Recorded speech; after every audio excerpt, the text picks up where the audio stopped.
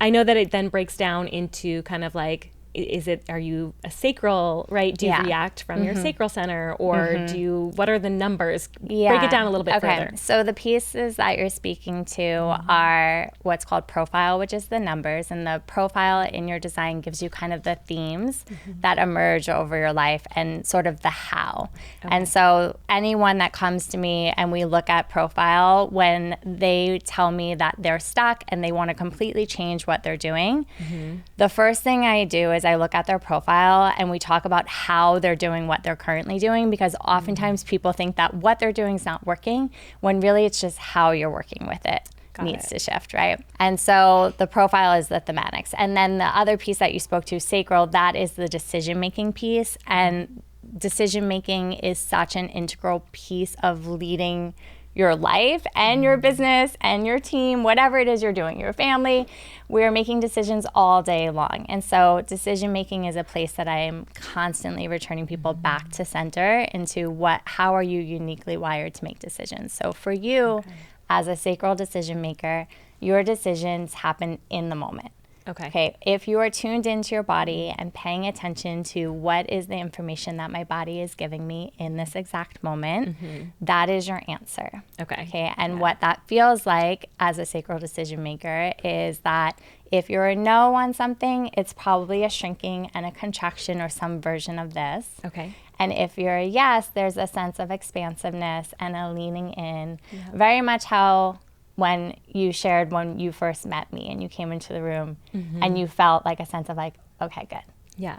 Right. So that's a sacral indication, bodily expansiveness in the moment. Okay. And that sounds very clear and obvious for some people, but for some people it really takes work to begin tuning into what is my body saying, because our conditioning is such that we override our body all of the time. And so the great invitation of human design is to follow your decision-making authority, which is unique and different for each person. There's 7 different types of decision-making authorities. And not to not use your mind, but to allow your mind to shift its place in the hierarchy of how you make decisions and lead your life. And so you're paying attention to what your mind is saying as far as organizing information, analyzing, weighing pros and cons, looking at data points, collecting other people's opinions. And then there's a reflection back to what was my body saying at the moment that I began the decision, where is my body standing now? And so as generators also, this like yes, no, this like visceral noises that come through is also a sign for a sacral, because generator and it has to have a defined sacral. And this is some jargon language, but like you're always going to know if you're engaged in a conversation by if sounds are coming through you or if you're really quiet. When you're really quiet, that's an indicator that maybe this is off track for me, maybe this isn't in alignment for me. And so while you're a really fast decision maker, there's other people like me who are what's called emotional decision makers. And for me, there's actually not truth in the now. It doesn't mean that the information my body's giving me in the moment, whether it's contraction or expansion, isn't true.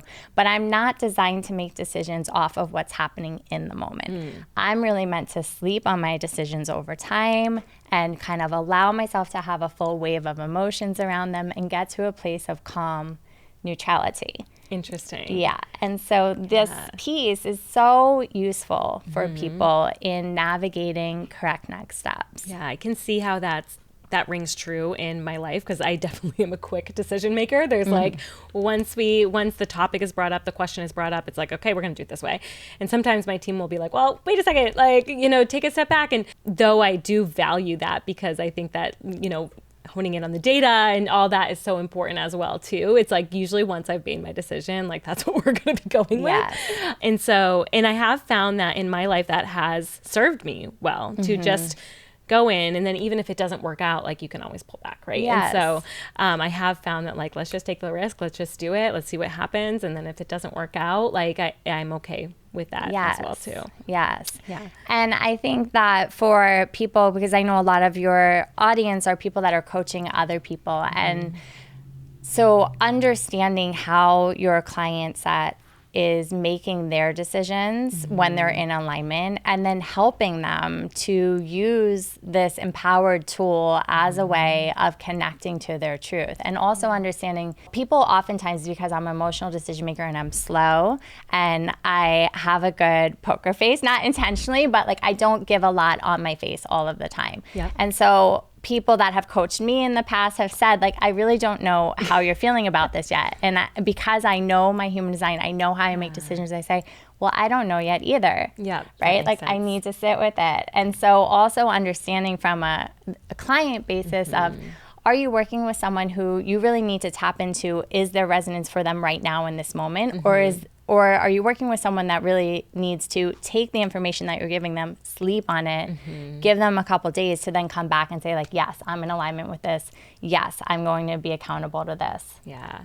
Or not. I think that's so important to really think about, because as coaches, sometimes like the way we coach is a certain way that aligns with our own experience and how we've gotten success, right? And so that is how typically we coach. And that's a lot of times how our members or people who come to us get matched up with us, because sometimes they're in alignment with that. But also there are going to be people who maybe still get into our programs that just receive information differently. Yes. And I think that's so important for coaches to recognize, because I know a lot of the coaches that I work with will have these moments of frustration when maybe their client isn't taking action on their advice, or maybe their client isn't getting the result as quickly as they had expected. And it may be that their style of coaching isn't quite matching up with the client's style of action and learning and receiving. Absolutely. Right? And so knowing almost your client's human design can actually be a huge benefit to both the client and the coach as well. Absolutely. And then also on the side of the coach, right? So it came to me when you're speaking through what you're just explaining, like it can feel deflating when someone's not taking the information you're giving them. So specifically for projectors, which is about 20% of the population, they need recognition, right? Because projectors are the guides of the energy. And the way that they work is that they deeply see someone, right? And so projectors oftentimes have solid advice. They see what the person needs before the person sees it for themselves. And then they want to share it before the person's actually ready to receive it. Okay. And so that's something to look out for and to like weave into your coaching style is, how do I make sure I'm soliciting the invitation to to share what I want to share at the correct time? Gotcha. Because they see so much so quickly. The timing of delivery is everything for resonance for a projector. Interesting. Yeah. So it might just be that in that moment, they're not ready to connect with that. And then what happens is, because the projector thrives on being deeply seen and recognized, they have the experience that you just shared, which is, I'm sharing with this person, I'm telling them exactly what to do, and they are not doing it, and I'm banging my head against the wall and don't understand. Right. And so timing and working with all of this is also a piece of what we look at in exploring your design or exploring your client's designs. Yeah. Thank you for watching this short clip. To watch or listen to this episode in its entirety, view the description below. See you next time.